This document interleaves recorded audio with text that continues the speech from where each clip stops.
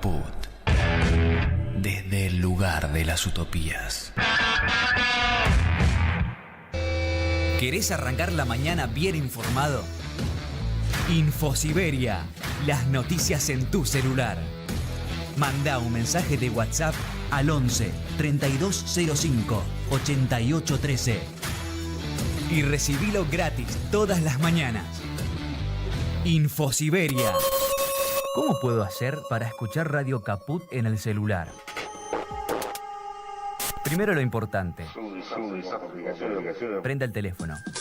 Así puedo acercar a saludarlos y... Abra el Play Store de Google, tipee en el cuadro de búsqueda Radio Caput, Caput con C.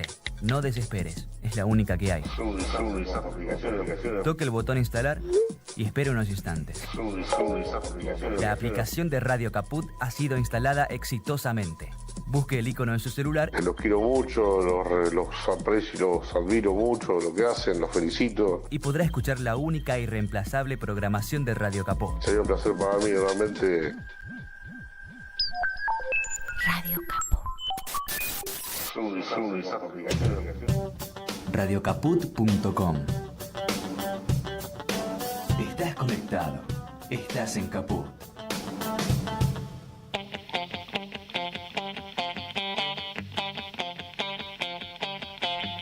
Operativo Clamor. Con Javier Vicente, el relator del pueblo. Tu amor te espera, no esperes más, porque perdiste tanto tiempo. Operativo Clamor. Los jueves a las 14 en Caput.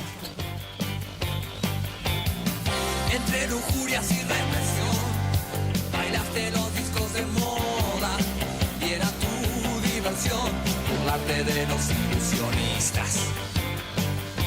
No llores por las heridas que no paran de sangrar. No llores por mi Argentina, te quiero cada día más. Muy buenas tardes a todos, a todas, a todes.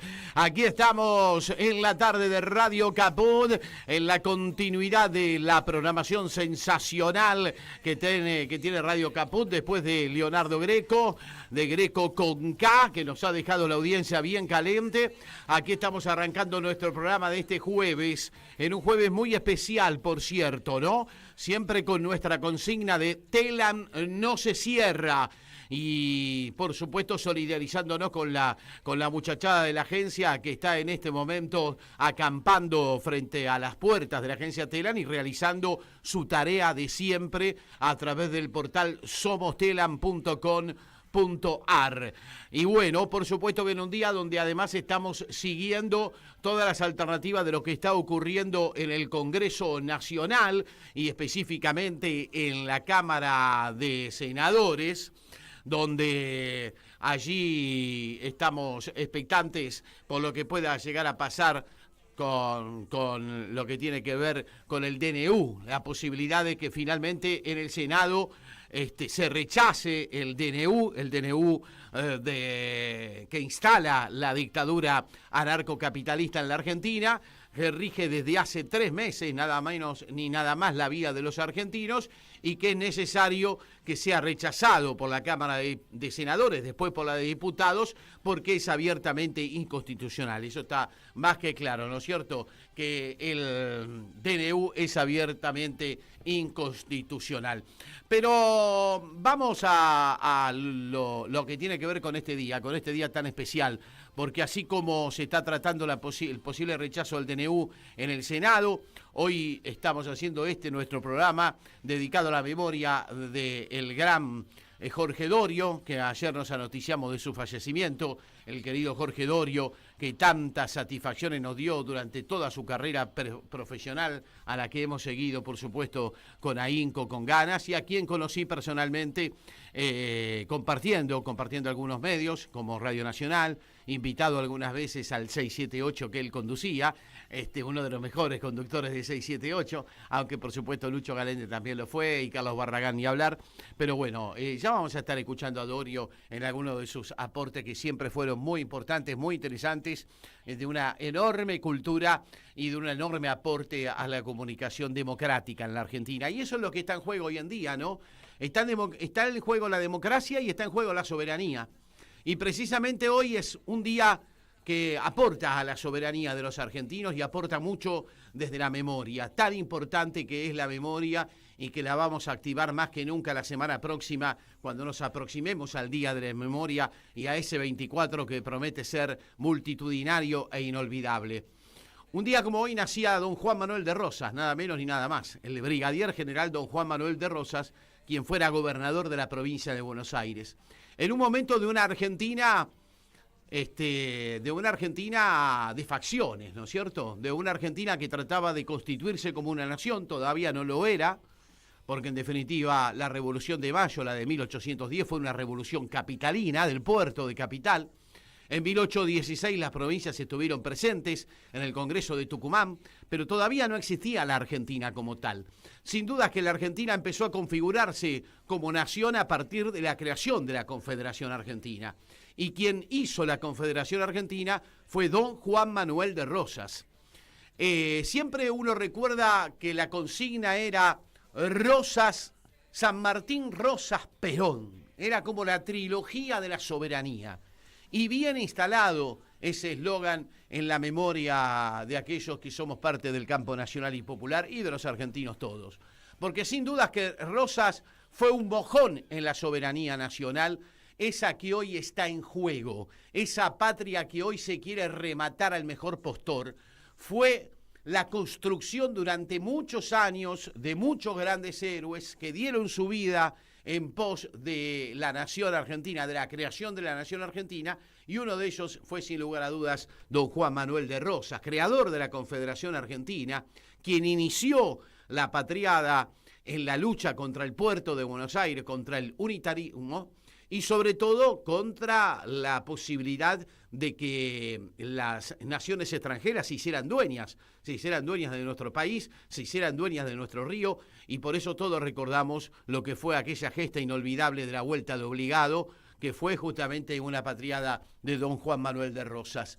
Yo creo que el Rosas de este tiempo, y al mismo tiempo, valga la redundancia, siendo gráficos en lo que representan ambos, porque ambos fueron gobernadores de la provincia de Buenos Aires, la provincia más importante de la Argentina, con todo lo que eso significa. El Rosas de este tiempo tiene que ser Axel Kicillof. Él tiene que golpear la mesa de una vez por todas y salvar a la patria. Él es el que está en condiciones de salvar a la patria del desastre que se está cometiendo con ella, porque cuenta con el respaldo nada menos ni nada más que del electorado más grande que tiene la Argentina. El 40% del electorado argentino está en la provincia de Buenos Aires, porque tiene la provincia más rica, la que más produce, porque tiene además la historia que deviene de Rosas y de tantos otros gobernadores de la provincia de Buenos Aires, y porque además hablar de Kicillof es hablar de Cristina, la líder de nuestro pueblo, sin lugar a dudas. Por eso yo creo que este es el tiempo de construirle la salida a los argentinos. El derrumbe es inexorable, el derrumbe lo vemos día a día. El desastre que está llevando adelante este gobierno con su restauración neoliberal oligárquica de fachada narcocapitalista, nos está proponiendo y está necesitando nuestro pueblo la salida. Y la salida solo la puede dar un dirigente que esté a la altura de las circunstancias, y ese es Kicillof. Yo creo que es hora de que se ponga los pantalones largos Axel y salga realmente a dar la pelea que hay que dar. Sabemos que la está dando, pero todavía con perfil bajo, pero ya es hora, ya el pueblo está pidiendo una salida a todo esto y se la tiene que ofrecer sin lugar a dudas el Rosas de este tiempo, que es Axel Kicillof.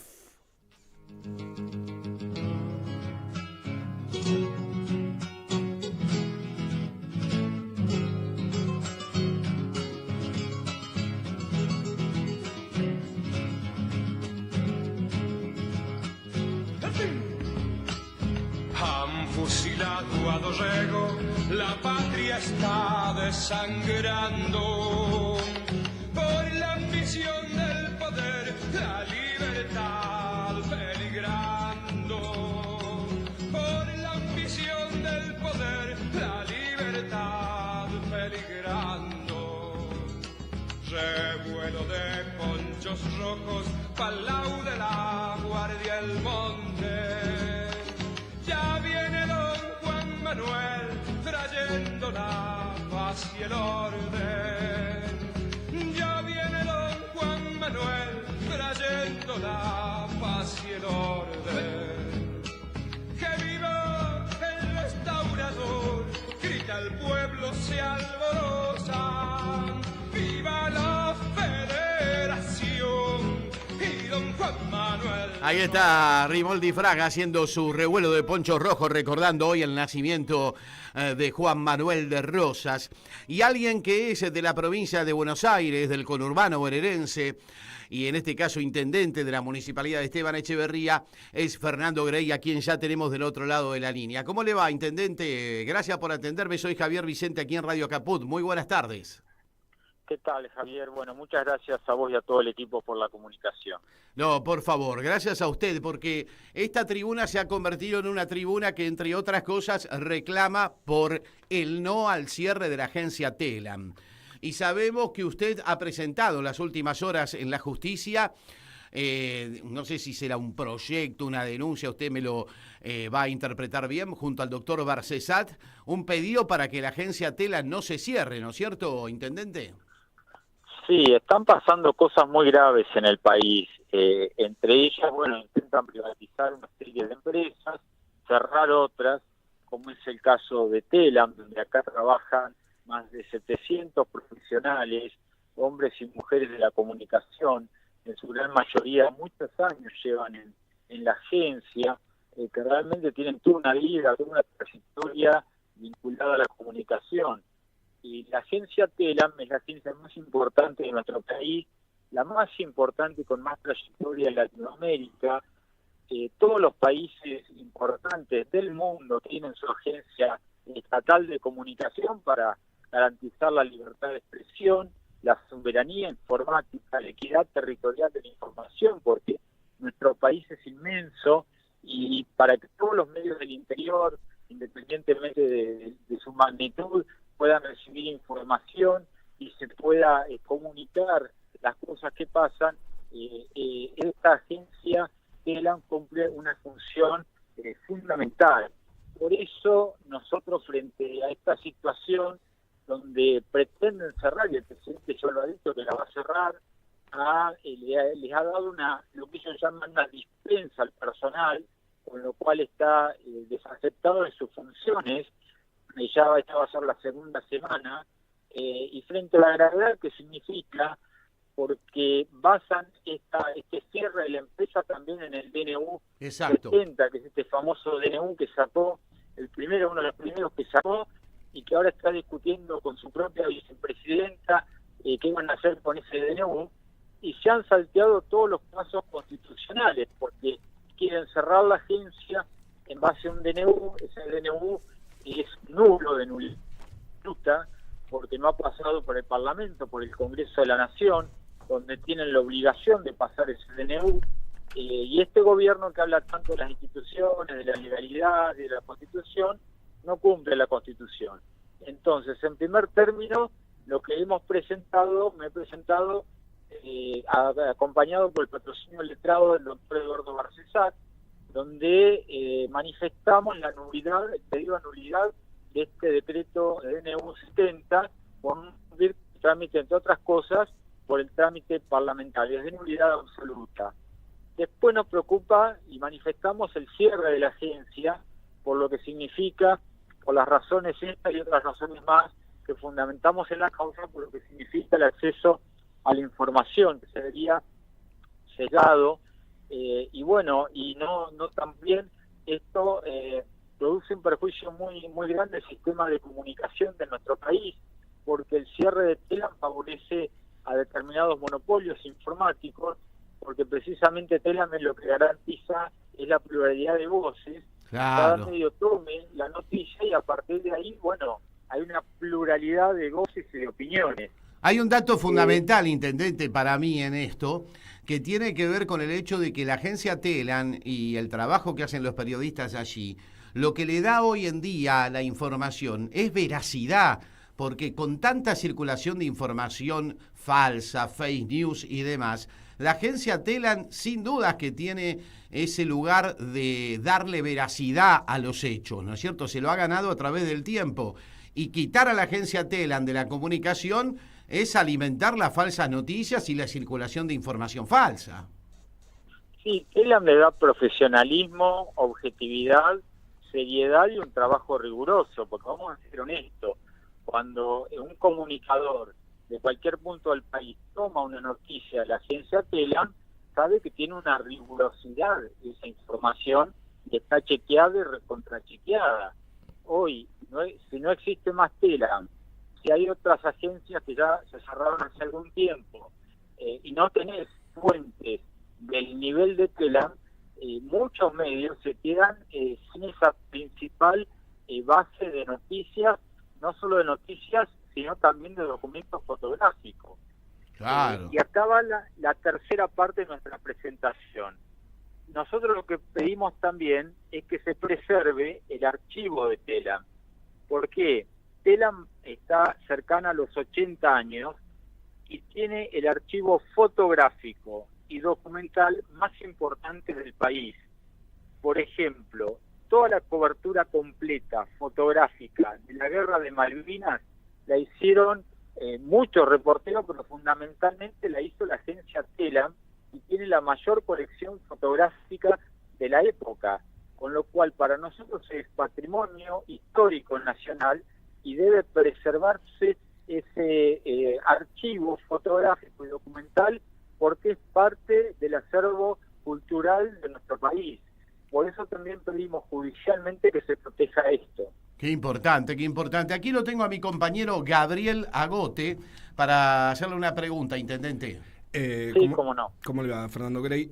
Estaba pensando mientras lo escuchaba en lo que es también la perspectiva de continuidad histórica de gobiernos de determinadas características que más allá de los matices, 2 o 3 ejemplos. Digo, el macrismo trató también en su momento de cerrar la agencia Telam, no pudo por cómo se sostuvo el conflicto y la lucha de los compañeros, y además hay que recordar que la última tiranía cívico-militar lo que hizo fue, en una legendaria reunión que cuenta Ramiro de Casasbelias, que era el jefe de redacción de La Nación, todos los medios gráficos fueron convocados el 22 de abril del 76 a la agencia para ser informados de que había sido copada por un plantel de militares y que todo lo que tuviera que ver con lo que ellos llamaban la guerra antisubversiva solamente podían ser publicados cables de Telam. Paradójicamente, la intención de ellos, más que cerrarla, era directamente tenerla copada, pero siempre en esta línea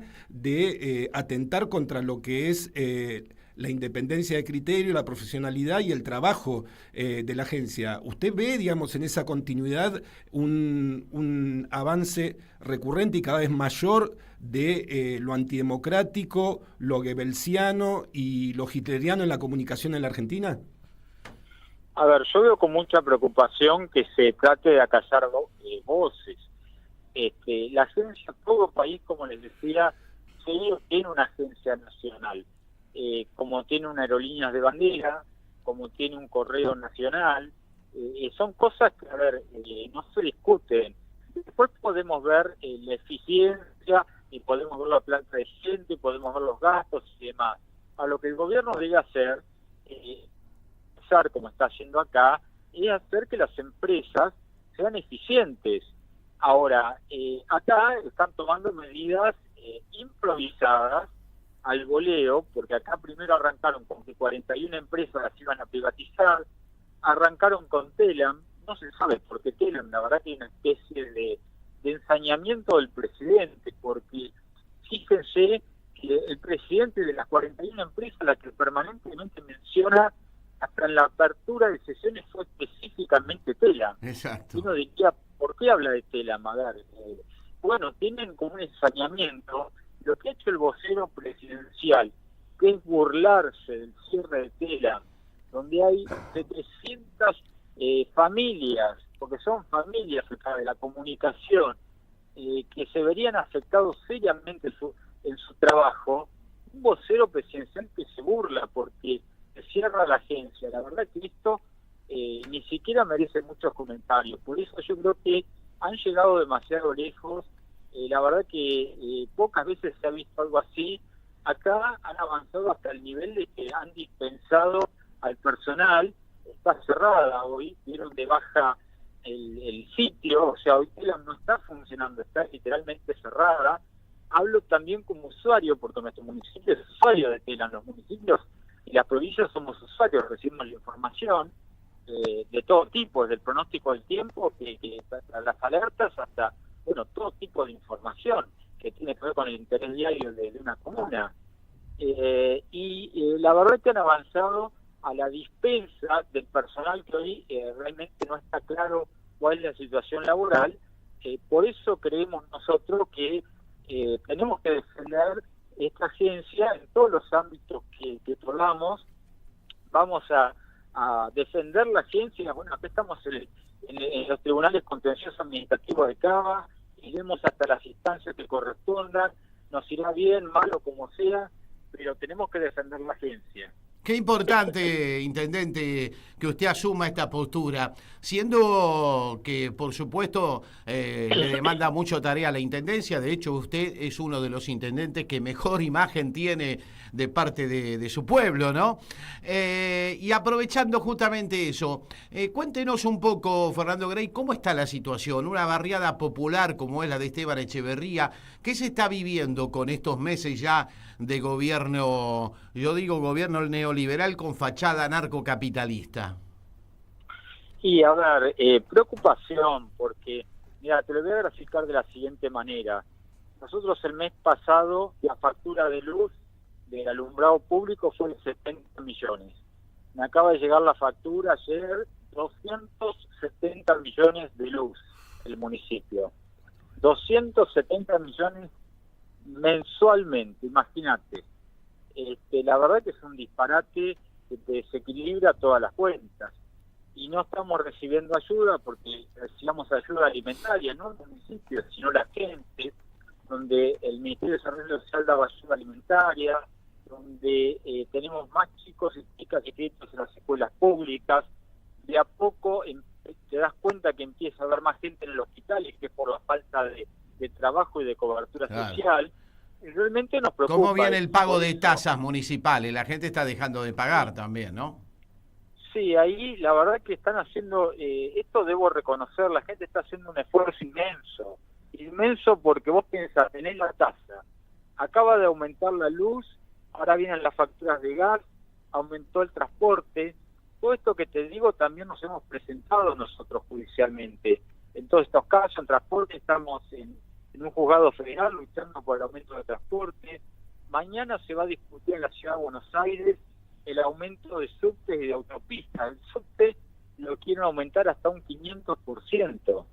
¿Qué pasó, intendente? Lo interrumpo. ¿Qué pasó? Porque usted había frenado la suba de las tarifas del colectivo, esa suba impresionante. Usted la había conseguido frenar en la justicia, pero el gobierno igual activó la suba, ¿no? ¿Qué fue lo que pasó ahí? Sí. El gobierno tiene la obligación de hacer audiencias públicas antes de cambiar las tarifas, en este caso aumentarlas. No hizo audiencia pública, hizo una consulta en la web, y donde uno ponía unos comentarios así como si fuera un chat, y con eso daba por cumplida. Nosotros le pedimos que cumpla la ley, ni más ni menos, que es cumplir la ley, que tiene que ser un gobierno nuevo, tendría que ser más riguroso en el cumplimiento de todos los aspectos, hasta los formales. Sin embargo, no cumplieron la ley, acudimos a la justicia nos dio la razón, la justicia federal en primera instancia. El gobierno, nosotros denunciamos esta situación y logramos frenar el aumento durante unos días, y esta presentación la hicimos en los juzgados de Loma de Zamora, porque yo soy intendente Esteban Echeverría, los juzgados que me corresponden son Loma de Zamora, por mi domicilio personal, mi domicilio profesional como intendente, donde trabajo y donde está el transporte que estoy denunciando lo que está aumentando. Entonces el gobierno no me quiso llevar a litigar a la ciudad de Buenos Aires. Entonces, bueno, tuvimos una controversia y el día de ayer falló la justicia de la ciudad de Buenos Aires, donde a mí no me corresponde litigar en la ciudad de Buenos Aires, con lo cual volví de nuevo con la presentación a la provincia de Buenos Aires, que es donde me corresponde a mí litigar, y bueno, y el gobierno trata realmente de, con estas cuestiones, dilatar las cosas, ir para adelante y desoír también a la justicia, y acá en este caso del transporte hay un severo conflicto con el transporte. La UTA está diciendo que puede ir a un paro, sí. Las cámaras empresariales no son escuchadas, los sindicatos, tanto la UTA como los trabajadores de ferrocarriles, están actuando con mucha responsabilidad, pero el gobierno no los convoca, no los escucha. A ver, a las asociaciones de usuarios y consumidores tampoco. Yo presenté un recurso, a mí no me llamó nadie, he pedido reuniones, no me las han dado. La verdad que es insólito lo que pasa con este gobierno. Yo, la verdad que, he pasado varios gobiernos y siempre he tenido diálogo con el secretario de Transporte o el secretario de Energía, como es el caso de la luz y el gas. Acá no atienden a nadie, ni siquiera dan la cara. Qué bárbaro, qué bárbaro. Bueno, intendente, muchísimas gracias con estos minutos que nos ha brindado. La verdad que le agradecemos el gesto, porque formamos parte de esa comunidad de los medios públicos y para nosotros un respaldo como el suyo es muy importante, ¿eh? Muchísimas gracias. No, yo les agradezco a ustedes, Javier y Gabriel, por la preocupación, porque lo que sí tenemos que hacer es que estos temas estén en la agenda pública, porque como este presidente cambia el tema, instala temas todo el tiempo, estas cuestiones tan graves no pueden desaparecer de la agencia pública. Así que, independientemente de los éxitos de las medidas judiciales, lo importante es que esto esté en la agenda pública, que la gente sepa qué está pasando y que defendamos los intereses nacionales. Así será. Muchísimas gracias, intendente Fernando Grey. Hasta la próxima. Gracias a ustedes, muy amables. Ahí está el intendente de la localidad, Esteban Echeverría, charlando con nosotros. Han presentado un proyecto para que no se cierre la agencia Telam. Se han presentado en la justicia, también políticamente, con el doctor Barcesat. Estamos hablando de un intendente que es por lejos el intendente que mejor imagen tiene de sus representados. Casi 80% de imagen positiva en Esteban Echeverría, Fernando Grey, que se toma el tiempo además para esto. Y qué importante que es, ¿no? Porque uno podría decir, me quedo en la intendencia, miro la chiquita, no me importa lo que pasa alrededor. Y es muy importante lo que está pasando alrededor. ¿Cómo será que en este momento se está tratando la posibilidad de que se rechace el DNU, que es el que nos tiene a mal traer a todos los argentinos desde hace ya 3 meses, ¿no?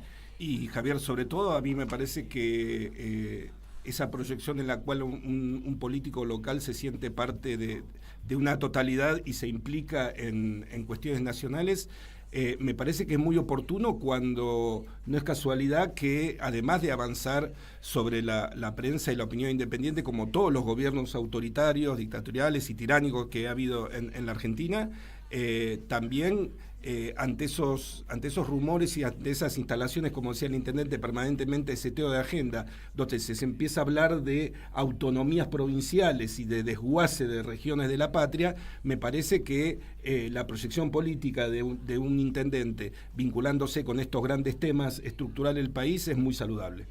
Sin duda, y por eso lo pusimos al aire al intendente Fernando Grey.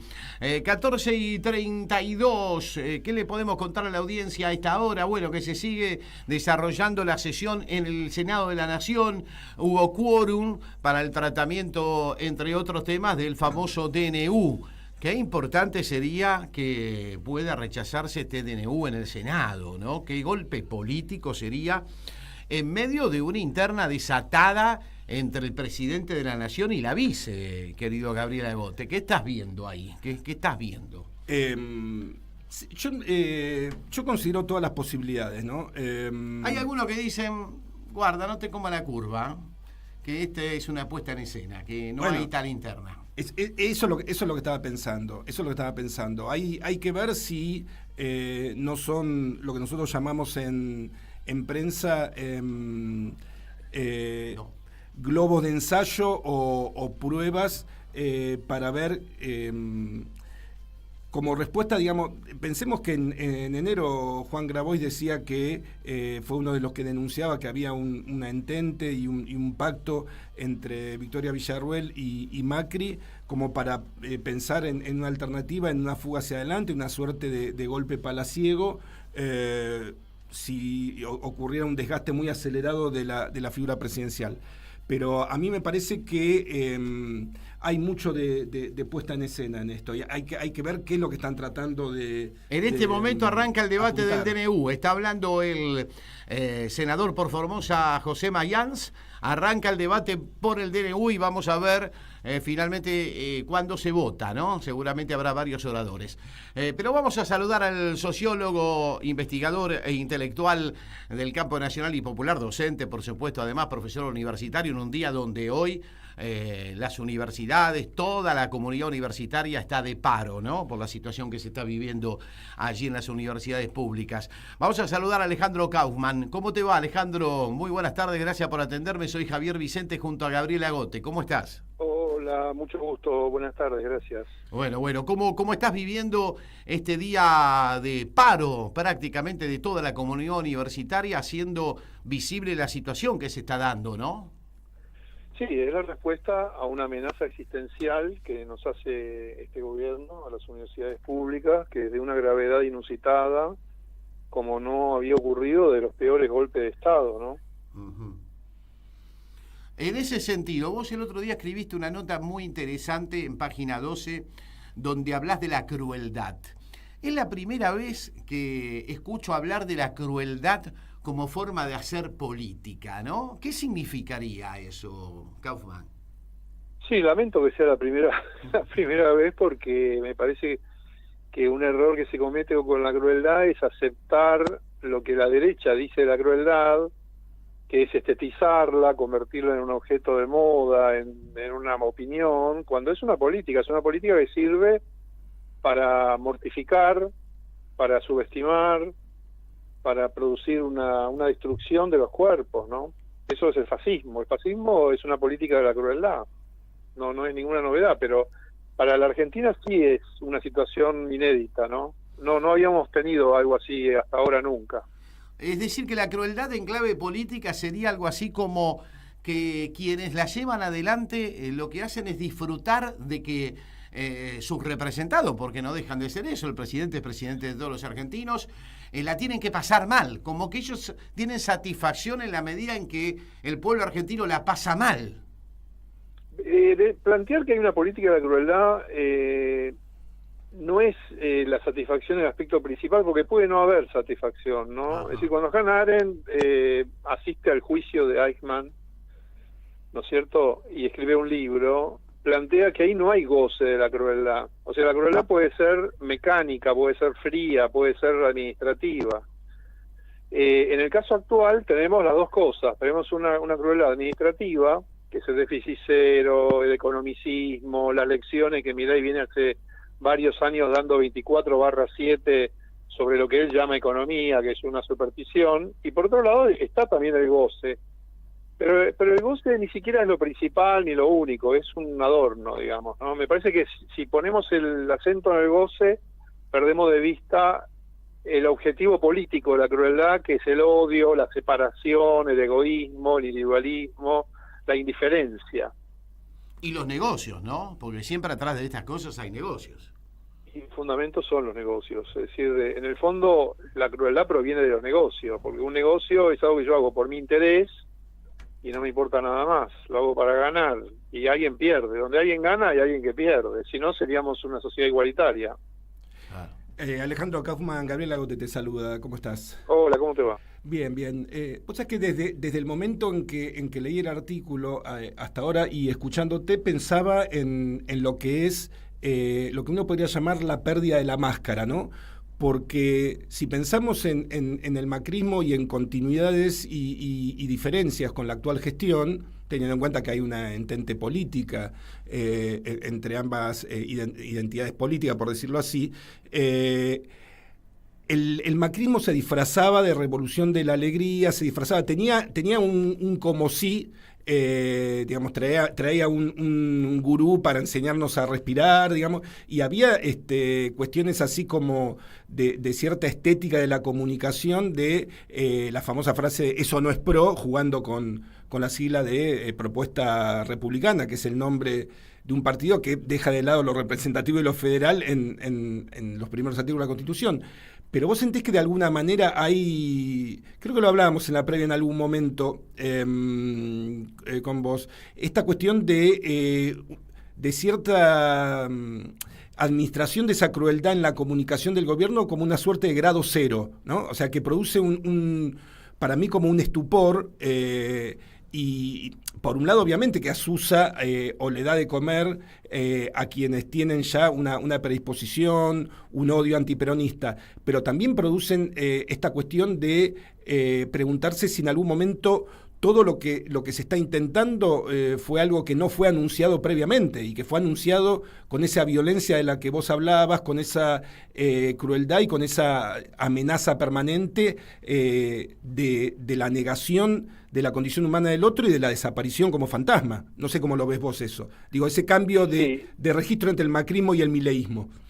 Sí, coincido. El macrismo todavía era compatible con una institucionalidad democrática, todavía era compatible con una lógica de la política, estaba en el borde, ¿no? Estaba muy en el borde y en el fondo quería esto que está ocurriendo ahora, por lo menos buena parte del macrismo, y por algo ahora se afilian, ¿no? Se establece una alianza entre quienes ya pensaban de esa manera o actuaban de esa manera. Pero el macrismo todavía no era esto que estamos viendo, ¿no? Entonces, el fascismo radica en cómo se embarga el alma de las masas. O sea, hay una multitud que se articula con ese odio, con ese goce de la crueldad también, pensando que no le va a pasar. Porque eso es un mecanismo defensivo también, ¿no? Frente a la amenaza, esto a mí no me va a pasar, le va a pasar a otro, que se lo hagan a otro, ¿no? Así termina el 1984 de Orwell, ¿no? Es decir, todo el régimen del totalitarismo termina con el deseo de que la perpetración le suceda a otro, que a mí no me pase, que yo me salve. Bueno, y eso es lo que tenemos en escena, ¿no? Y agrego una cosa que sí es común con el macrismo, y lo quiero decir muy claramente. Toda la historia civilizatoria coincide con que no es bueno ser rico. Puede no ser malo, pero bueno no es. Y esto se lo ha invertido. ¿Qué tiene de malo ser rico? Te dicen, ¿no? Es decir, los ricos son héroes, los banqueros pueden ser héroes. Eso es una novedad. Es una novedad en la historia cultural. Nunca ser rico, usurero o banquero fue un mérito, una virtud, algo que te convirtiera en héroe. Y bueno, estamos en una fase de capitalismo en que quieren ser famosos, quieren ser amados, y esas son las características de la tiranía, ¿no? Claro, el tirano quiere ser amado. Porque además de una batalla cultural, Kaufman, me da la sensación de que aquí se está dando una batalla moral. Por primera vez veo que se pone en cuestión esa moral cristiana que ha sido casi que base de la sociedad argentina, que incluso hasta figura en la misma Constitución, que la Argentina se declara como una república de religión católica, ¿no es cierto? Pero no solamente cristiana, todas las religiones son compasivas. Es decir, esto va en contra de todas las religiones. Por eso digo que va en contra de toda la historia civilizatoria. Todas las religiones han sido malversadas, han sido traicionadas, hay sangre en todas las religiones, pero también tienen como fundamento lo que llamamos justicia social. Decir que no tiene que haber justicia social es ir en contra de todas las religiones. Por eso las cuestiones de tipo espiritual o religioso que Milei dice son totalmente falsas, son totalmente incompatibles con todas las religiones. En el Islam se comienza siempre por mencionar el carácter misericordioso de Alá. O sea, no hay manera de pensarlo de otro modo. ¿Y las religiones tipo pentecostales no tienen más ese costado economicista? Sí, ahí sí hay un desvío, por eso digo, pero nunca un pentecostal podría decir esa frase, que la justicia social es injusta y no tiene que existir. Lo desmienten con sus prácticas, como ha pasado. Por eso digo, todas las religiones tienen una historia de malversación. Existió la Inquisición, las cruzadas, miles de cosas, pero nunca las religiones pueden decir esa frase, no la pueden decir. La justicia social es injusta, es incompatible. Bueno, pero acá estamos frente a una experiencia única en el mundo, que es el anarcocapitalismo. ¿Cómo ves esta deriva da la sensación de que en los marcos de la democracia tal como está concebida en la Argentina, este proyecto no tiene mucho recorrido. En algún momento va a tener que dar el salto hacia una especie de autoritarismo formal, a la Bordaberry, algo así, ¿no? Bueno, esa es la trampa en que estamos, ¿no? A ver cómo salimos de esta escena en donde una multitud de incautos hizo un voto equivocado, un malentendido, un engaño, es decir, una especie de accidente, ¿no? Es un choque en la autopista donde se te destrozó el vehículo. Y eso es una deuda política y cultural en la que se nos metió. Así como hay una deuda económica, hay una deuda ahora política, ¿no? Entonces el problema de la Argentina es cómo salimos de esta trampa. O esta trampa afecta a la mayor parte de la población, a la mayor parte.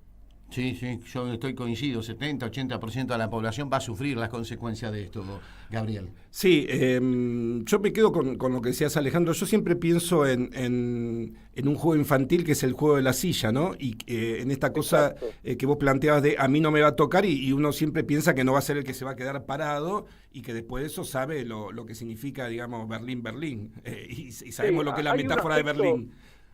Hay un aspecto de lo que está ocurriendo que es muy terrible, pero al mismo tiempo abre una esperanza, que yo creo que el objetivo principal que tiene este gobierno es quemar el bosque para después poner soja, ¿viste? Que eso ocurre en el capitalismo, destruir creativamente para después invertir en otra cosa.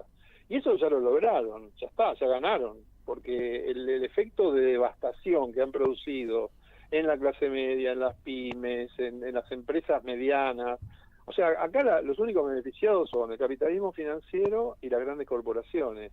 Y a ellos no tienen problema en pasar un periodo de pérdida, ¿no es cierto? Eso es una característica de los monopolios. Vos creás una condición por la cual se arruinan todos tus competidores y como vos podés aguantar, después te queda el mercado para vos solo. Eso es lo que está pasando en Argentina. Entonces, el éxito de Milei no depende de si va a durar o no 4 años, que ojalá, según su punto de vista, querría hacerlo, pero desde el punto de vista del núcleo del proyecto ya está, ya hicieron lo que querían, se pueden ir en cualquier momento. ¿Y cuál sería la esperanza entonces? Y eso, de que ya hicieron lo que querían hacer y no necesitan seguir jodiendo. Y vamos a tener que reconstruir desde la nada misma. Alejandro Kaufmann. El mal está hecho desde hace mucho, desde que se lo dejó a Milei decir barbaridades hace varios años, la 24/7, ahí se produjo un daño gigantesco. Así es, totalmente. Y no la vimos venir, ¿eh? Así como alguna vez no lo vimos venir a Néstor, esta vez no lo vimos venir a Milei y su anarcocapitalismo. Gracias, Kaufmann. Hasta la próxima, ¿eh? Un abrazo grande. Gracias a ustedes. Un abrazo, gracias. Linda charla con Alejandro Kaufmann. Bueno, primera victoria en el Senado, porque La Libertad Avanza pidió postergar el tratamiento del DNU y ese pedido fue rechazado. Así que la que viene es la votación acerca de si el DNU es rechazado o no. Ahora se rechazó la posible postergación, Así que bueno, primera gran victoria en el Senado, venía la cosa brava porque la apretada que le están pegando a los gobernadores es monumental, pero monumental, sí. Claramente, Javier, o están esperando alguna vuelta de tuerca o que se les ocurra alguna forma de apretada más que ya no hayan intentado, pero si vos tratás de postergar la votación es porque no te dan los porotos. Claramente no tenés los números. O sea, sabés que vas a perder. Por eso estás tratando de patear para adelante pensando que vas a quebrar las voluntades de la mayoría opositora de alguna manera que, como la ingeniería del mal y la inteligencia del mal no tiene límites en su creatividad, bueno, no sabemos qué se les puede ocurrir ahora. Pero aparte hay que ver la cara de Vilacruel, de la vicepresidenta. Está anodadada, está en una situación, claro, le están pegando una apretada monumental desde el gobierno y al mismo tiempo ella no puede dejar de tratar el proyecto, porque si no está incurriendo en incumplimiento de los deberes de funcionario público. O sea, está en una encerrona y eso se nota en el rostro, ¿no?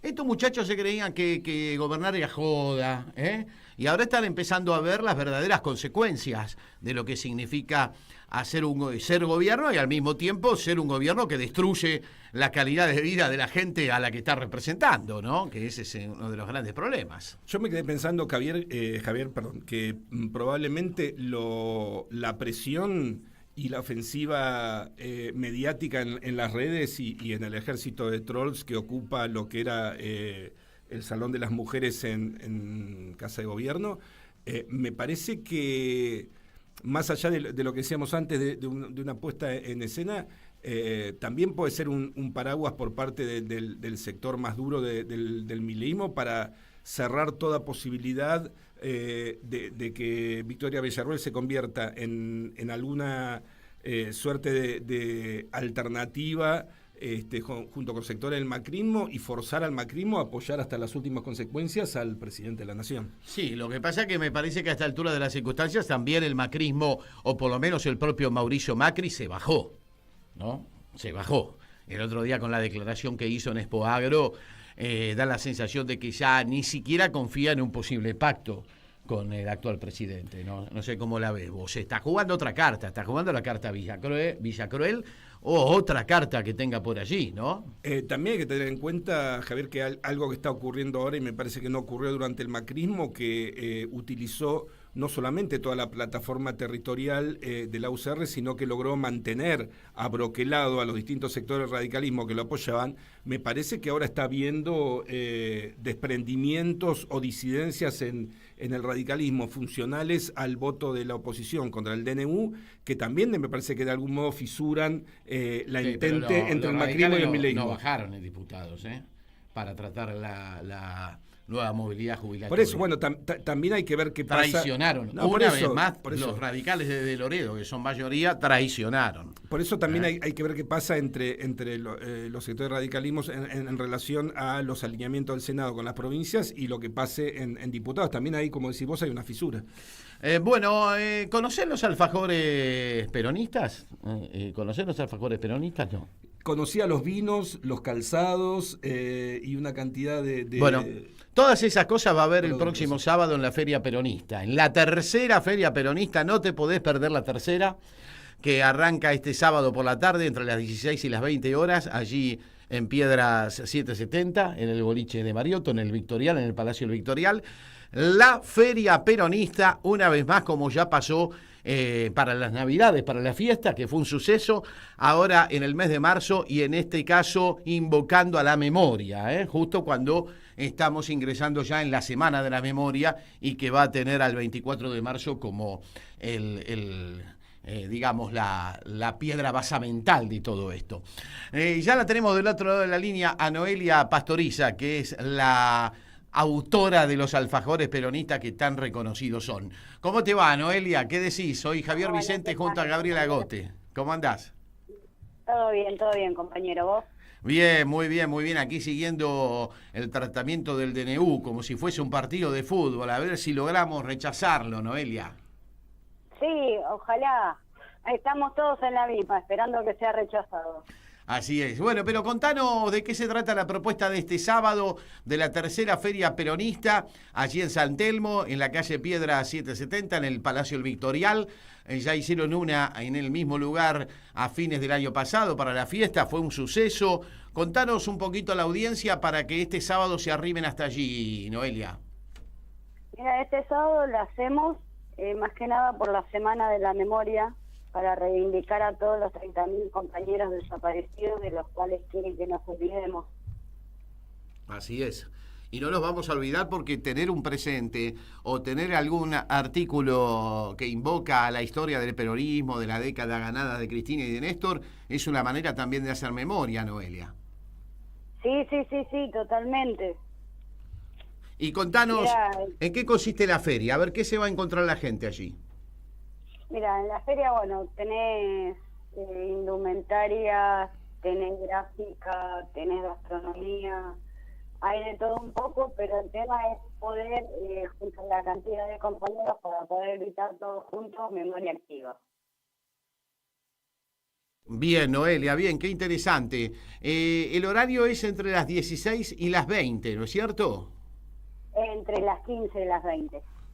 Entre las 15 y las 20. Y la gente puede recorrer el stand, va a haber algún lugar donde pueda apropicuarse de algún alimento, alguna bebida. Sí, está el bar. Perfecto, y va a haber también actuaciones, ¿no es cierto? Va a haber algo de espectáculos. por ahora sí. Bien, bien. Bueno, Noelia, gracias por comentarle a la audiencia lo que va a ser la feria de este sábado. Se viene la tercera, nosotros con mucha expectativa, con muchas ganas. Acá el amigo Agote con ganas de comprarse una remera de La Patria No Se Vende y algunos alfajorcitos de los tuyos que son conocidísimos. Vos le hacés alfajores prácticamente a todo el mundo, Noelia. Sí, eso que empecé de la nada, empezó como algo para hacer acá en casa y bueno, ahora están en todos lados. Bien, bueno, gracias Noelia Pastoriza, que es parte de la feria que se va a desarrollar este sábado allí en el Palacio El Victorial, en la calle Piedras 770, Piedras e Independencia. Gracias, Bueno, muchísimas gracias, compañero, abrazo. Un abrazo grande. Bueno, ahí estaba la compañera con la propuesta para este sábado. ¿Se va a dar una vuelta usted o se va para...? Sí, ¿puede ir ahí y después para la cancha de Racing? Sería un buen tándem. Estamos preparando una caravana por Gustavo Costas y para reflotar... ¿Viste la relación histórica que ha tenido... el sábado voy, amplios sectores del... El sábado voy al presidente Perón a transmitir el partido. Espero darles suerte. Por favor. Porque vienen de capa caída. Por el amor de Freud se lo pido. Si venimos... Que derrotan la Bombonera, se comieron cuaterno. Bueno, estamos ingresando en la parte final de nuestro programa de un jueves muy especial, muy movido en materia política, con este tratamiento que se le está dando al DNU en el Senado. Clave sería rechazarlo, ¿no? Yo creo que el golpe político de un rechazo del Senado al DNU sería la primera vez que un DNU es rechazado en el Congreso, con las nuevas formas de aprobación o rechazo que se implementaron durante el gobierno de Cristina, porque con solo una Cámara que lo apruebe ya está aprobado. Pero además aquí también está jugando la Corte, porque la Corte tiene el tema a tratar. Si la Corte ve que hay un rechazo del Senado, es una cosa. Si la Corte ve que hay una aprobación del Senado, que es lo otro que puede ocurrir, es otra cosa. No sé cómo la ves vos.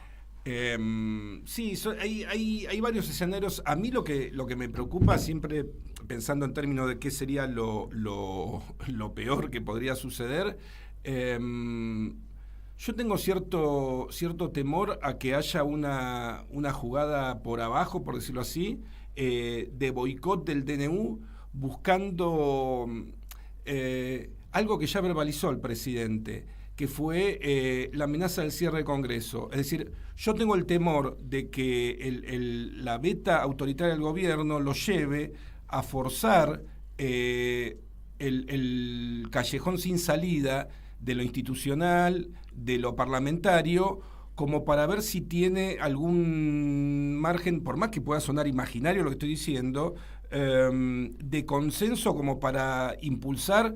Claro, no son tiempos donde uno podría recurrir a un anarquista holandés para echarle la culpa, como fue el incendio del Reichstag, a propósito de lo que hablábamos de los paralelismos con los hitlerianos, en los modos, no en los contenidos de la política, de ya.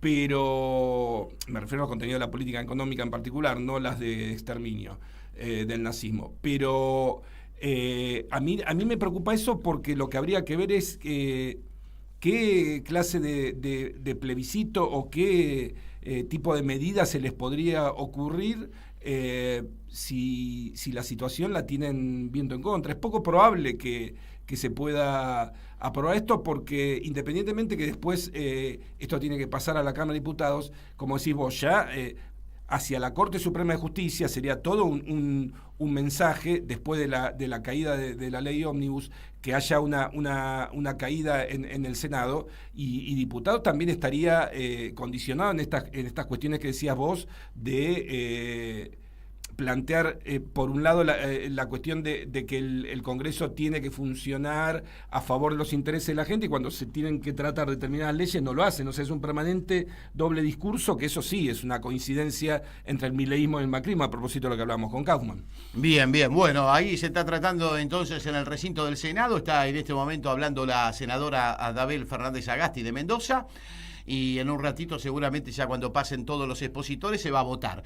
Lo primero que se votó fue un pedido de postergación que hizo La Libertad Avanza para que se trate esto dentro de 15 días, y el pedido fue rechazado. Así que Por ahora la cosa está 1-0 a favor del pueblo y en contra de los libertarios.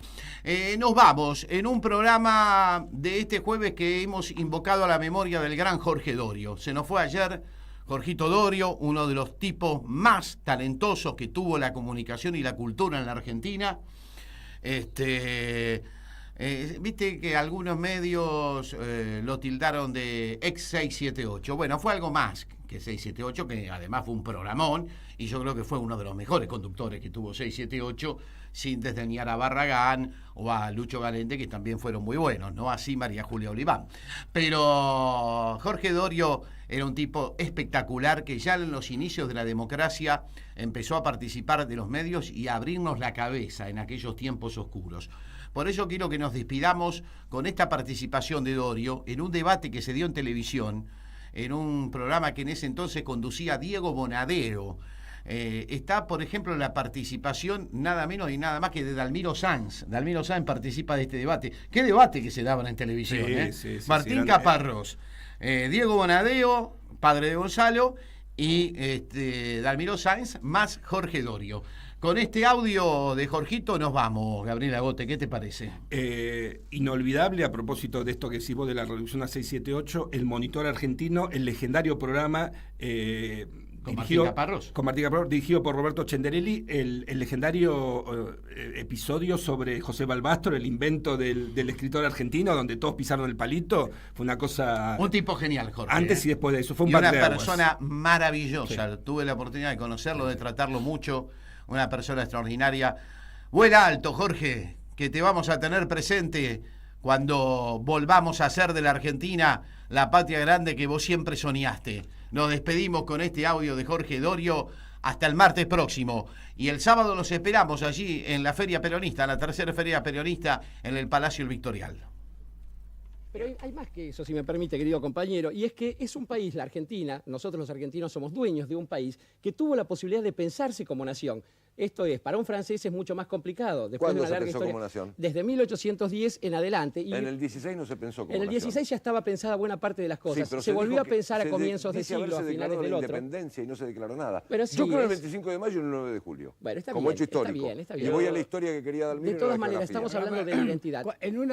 Los jugadores de póker siempre dicen, yo siempre lo digo, si después de 20 minutos de jugar no sabés quién es el boludo de la mesa, el boludo sos vos. En Argentina pasa eso. Si no sabemos qué somos, es que no somos. Los argentinos no saben lo que os pasa, no sabéis lo que os pasa y es eso lo que os pasa, decía Ortega en algún momento. Yo creo que el último gran debate sobre la identidad nacional fue en el 70 con las cátedras nacionales. Luego ese debate se abandona. No es que la identidad la hayamos encontrado y estemos bien seguros. Es que hemos dejado ese tema como secundario. Hubo debates truchos como el de la generación del 80.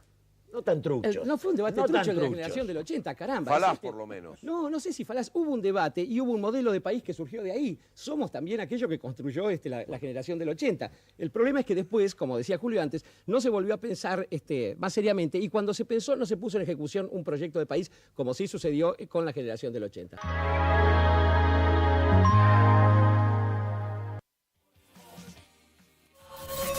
¿Cómo puedo hacer para escuchar Radio Caput en el celular? Primero lo importante. Prenda el teléfono. Así puedo acercar a saludarlos y... Abra el Play Store de Google, tipee en el cuadro de búsqueda Radio Caput, Caput con C. No desesperes, es la única que hay. Toque el botón instalar y espere unos instantes.